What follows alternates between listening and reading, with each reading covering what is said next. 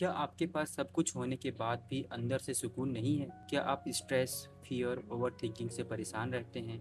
सोचिए, अगर 5000 साल पहले लिखी गई एक किताब आज भी आपकी हर प्रॉब्लम का सलूशन दे सकती हो तो आज हम बात करेंगे भागवत गीता के 10 ऐसे लाइफ लेसन्स जो आपकी सोच और जीवन दोनों बदल सकते हैं। भागवत गीता एक सिर्फ धार्मिक ग्रंथ नहीं है बल्कि लाइफ को समझने के लिए एक मैनुअल है और इसका पहला लेसन है focus on action not result. कर्म करो, फल की चिंता मत करो। मान लो तुम परीक्षा की तैयारी कर रहे हो, अगर पढ़ाई से ज्यादा ध्यान रिजल्ट पर रहेगा तो तनाव बढ़ेगा और प्रदर्शन खराब होगा।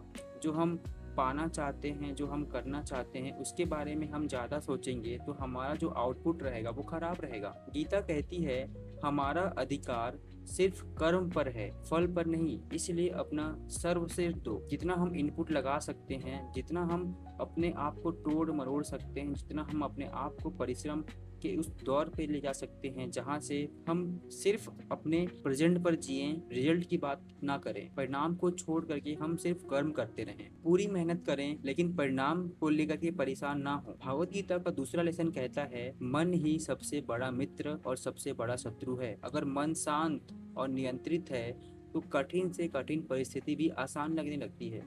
लेकिन अगर मन डर, क्रोध, आलस्य, नकारात्मक विचारों से भरा हो तो सब कुछ होते हुए भी इंसान दुखी रहता है, उसको खाली खाली सा फील होता है। दुनिया को जीतने के बाद भी अगर इंसान मन को ना जीते तो उसको एक खालीपन सताते रहता है। भागवत गीता का तीसरा लेसन हमें सिखाता है कि सुख और दुख दोनों अस्थायी हैं। जीवन में सबसे अच्छा समय भी आएगा और सबसे बुरा समय भी आएगा। समस्या तब होती है जब हम सुख मिलने पर घमंड करने लगते हैं और दुख मिलने पर टूट जाते हैं। ये तो साइकिल ऑफ लाइफ है कि हमें सब कुछ देखना है, हमें सब कुछ सीखना है। गीता हमें सिखाती है कि दोनों परिस्थितियों में हमें संतुलित रहना है। न सफलता से इतना खुश हो जाना है कि हम घमंड से भर जाएं और न असफलता से डरना है। हमें मेहनत करना है क्योंकि सुख और दुख दोनों अस्थायी हैं। गीता का चौथा लेसन हमें सिखाता है डर का कारण मोह है। हम जिस चीज से हम सबसे ज्यादा जुड़े हैं उसे खोने का डर भी सबसे ज्यादा होता है। धन, रिश्ते, किसी स्थान पर हम बैठे हैं, कोई सम्मान, इनसे अत्यधिक मोह, डर पैदा होता है। हमें इस चीज का डर रहता है कि हमसे ये चीज ना छिन जाए। हमें प्रेम करना है लेकिन इतना नहीं कि हम उसके गुलाम बन जाएं। हमें किसी भी चीज का गुलाम नहीं बनना है। गीता का पांचवा लेसन हमें सिखाता है लोगों की नहीं अपने कर्तव्यों को अपने कर्तव्य की सुनो। बहुत से लोग अपने जीवन को जीते नहीं हैं बल्कि लोगों की राय के अनुसार अपना जीवन जीते हैं। गीता हमें ये सिखाती है कि सही कर्म करो, चार लोग चाहे कुछ भी बोलें, चाहे कुछ भी सोचें, इसका कोई आउटपुट नहीं निकलता है।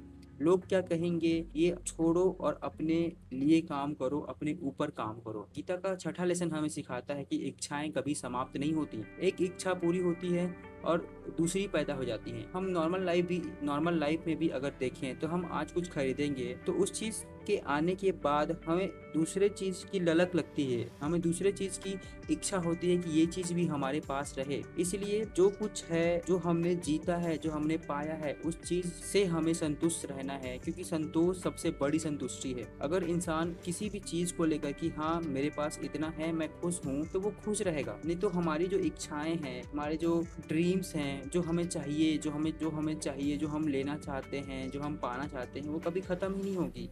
एक चीज हमें मिलेगी फिर दूसरे चीज की तमन्ना होने रहेगी।